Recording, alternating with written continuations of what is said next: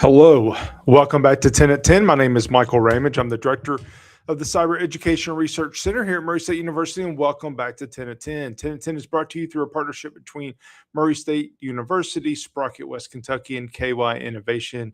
And welcome back to episode 292. We are talking news of the last few days and weeks so that maybe something that we talk about today can help you stay a little bit safer. Your family, your organization stay a little safer in cyberspace.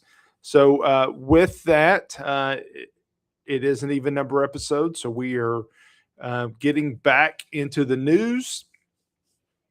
And the first one that I want to talk about today is something that I am I am someone that, yes, I am overly cautious. I get that. But I do not use public Wi-Fi. I don't use hotel Wi-Fi. I don't use airport Wi-Fi. I have wireless. I was looking for my phone built in on my phone. I will use my personal hotspot. I don't let others use my personal hotspot. That is my wireless. In this case, Microsoft has warned that their session could get hijacked and their login information gets stolen, and there's more details to it. But the point of this is that Microsoft has reported, as the first sentence says, that Russian hackers are exploiting public Wi-Fi networks to intercept Microsoft account logins and install malware. If you are using a public wireless network, then you are trusting that somebody else is doing all the right things. I just don't trust. Maybe the best place to attack someone is at a hotel. You get back to your hotel after being away on business for the day, and you want to catch up on email. You want to do a few of these things and those things, and all of a sudden you're on your computer doing work. And if you're connected to the wireless network, then first of all, you don't know that network. You assume it's the correct network. You don't know. Two, you're logging into your accounts. You're logging into your email. You're logging into your company with your company credentials. Hopefully, you're using a VPN, but there's a lot of things that can go wrong. And in this case, these bad guys were exploiting that. Next, and I don't think I talked about this 2 weeks ago, but recently, if you follow the cybersecurity space and if you follow FBI and the CISA, the Cybersecurity Infrastructure Security Agency, you have received a ton of guidance for water and wastewater systems that they are being targeted.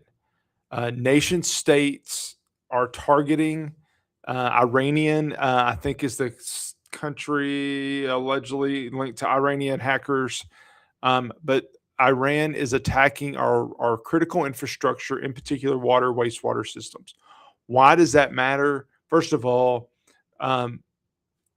we want water systems to work properly. What happens if they are in control of our systems and we don't know it?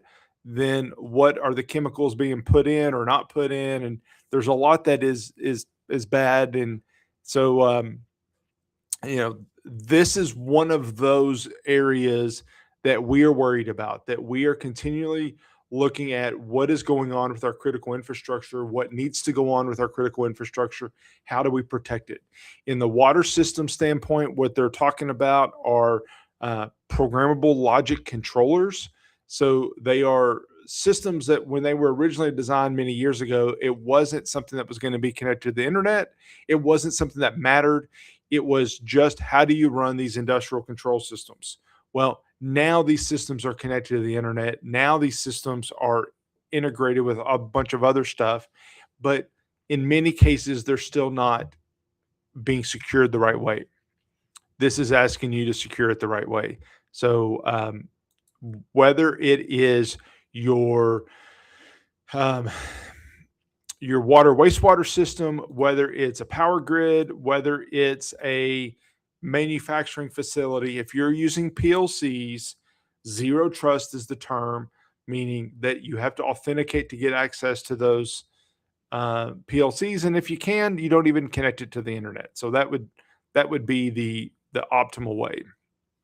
Next couple ones are a little funny, but also a little scary. So in San Francisco, a tech prankster got 50 Waymos ordered onto the same street, exposing robo-taxi cyber airbag problem. Um, in this situation, only reason I bring it up, first of all, I don't know what I think about Waymos. I haven't ridden in one. They certainly make me nervous to be in a driverless car. But the bigger piece that I'm bringing this up is whether it is a Waymo car, whether it is a Tesla, whether it is your Ford. If it has an internet connection today, then there's a chance that it could be hacked. There's a chance. Let me preface a chance. It doesn't mean it's going to. I have one colleague that always talks about how it's going to get hacked. Well, there's a chance that it's vulnerable. In this case, there were 50 that were that they were able to manipulate. But the odds of your car, your system being targeted is very low. But you still should take some precautions. Keep that in mind, and obviously consider what you need to do to take those next steps to keep your car, your organization safe. Next story.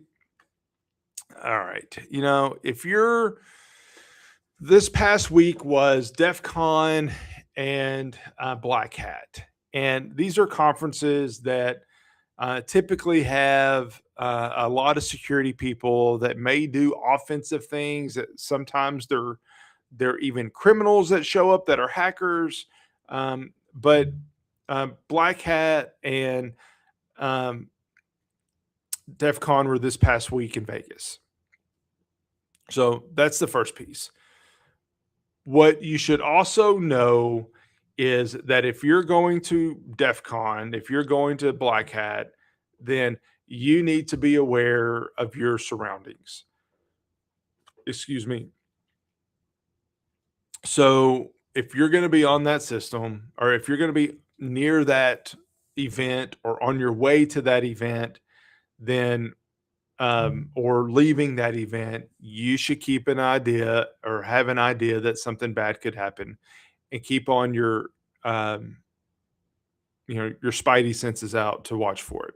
In this case, somebody was able to spoof their wireless on a Delta flight and got several, I forget the number, but it was several dozen people to connect to their network, to a rogue network on a Delta flight.